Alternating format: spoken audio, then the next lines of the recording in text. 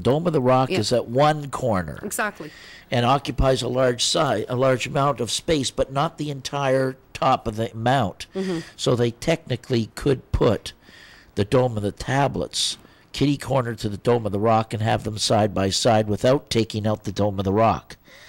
But it's going to be interesting to see now, maybe on the way when they go to attack Iran, the Jesuits will also blow up the Dome of the Rock and blame that on the Americans or on the Israelis.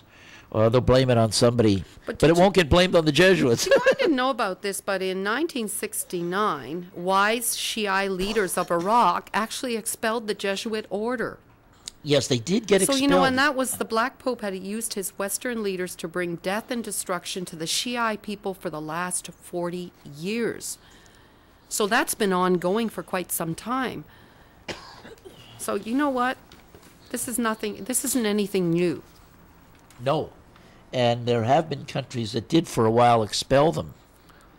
Well, the presidents, American presidents Johnson, Nixon, Ford, Carter, Reagan, armed both the Shia Iraq and Shia Iran to kill and murder each other from 1980 to 1988. So right. These are ongoing crusades. Let's call them ongoing crusades and inquisitions. Right. So the Black Pope is presently creating a huge crusade against the Shia Muslims of Iran. After the Shia are eliminated, the order will then unite the entire Muslim, Sunni, Wahhabi world against the historic Protestant nations of the West, including the U.S., Canada, Australia, New Zealand, and possibly South Africa, if the black communist ANC does not fully destroy the historic white Protestants within the next 20 years. What do you think of that? Very interesting. Yeah, that's... Wow. I think it says it all, doesn't it? It does say it all, Mrs. Steele. How are you feeling now, Lenny? No, I'm still under the You're weather not with feeling this well cold. at all, are you? Next week I'll be much better. What other news stories do we have that we can... You know what? There's lots of news stories. Oh. Okay. I don't know here. Oh, in Iran right now, any of the voices of dissent, during the uprising, during the elections, are now what they said. They're using the noose to silence the dissent. So they're killing all these young men that were involved in the, I guess they were, what would you call it, the activists, that were opposing the government in the disputed presidential election. So they're hanging them now. It's very sad. Anybody that had a say that didn't want that government in, and look at all the young men there in those pictures. And so the real question is, how long will they allow the internet? How long will they allow us on the internet?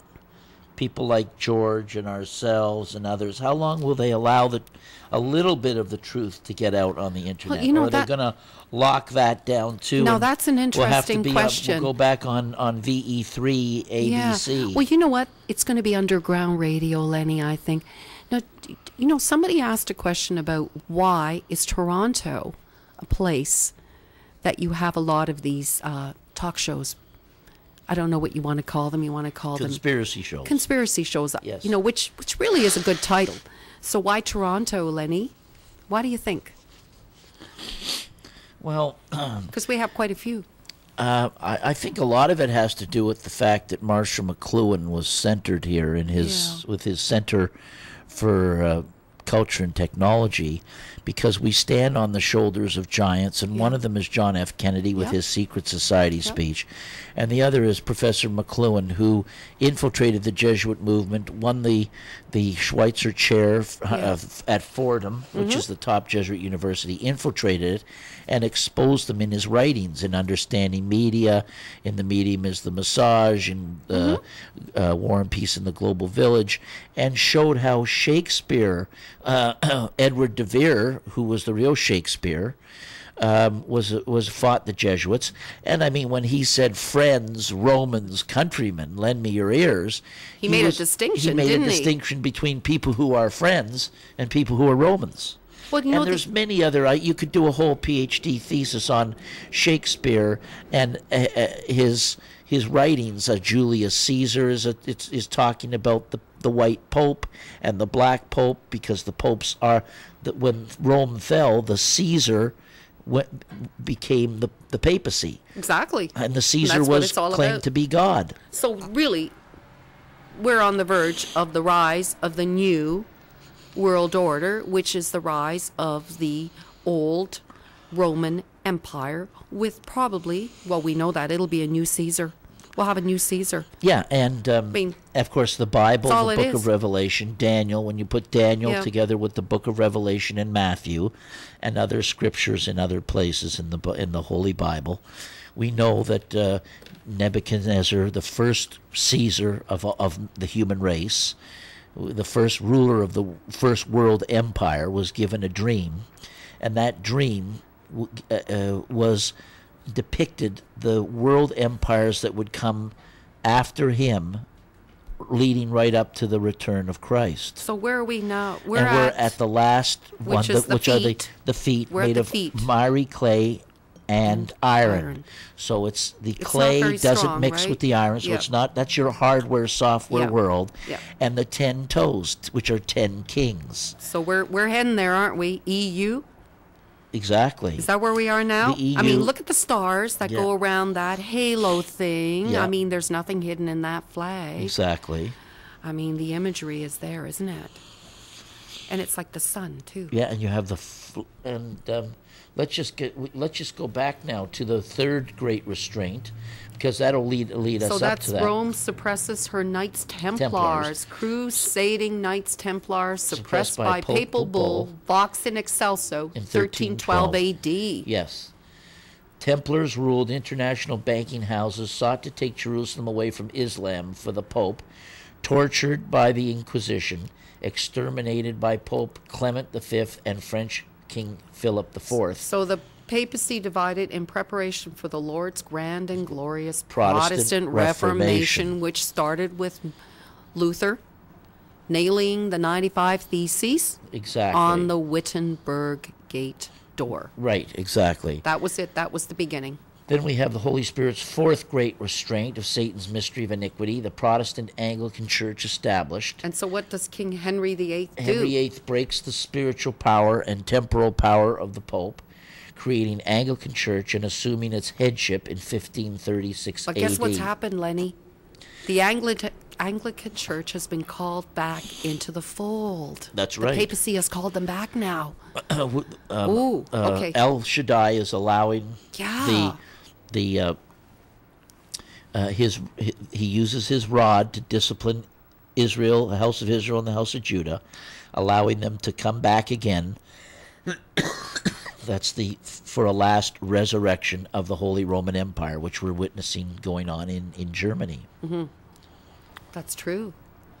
Well, that's what's happening. But what happened back then was that the temporal power of the Pope created the Anglican Church, assumed its headship.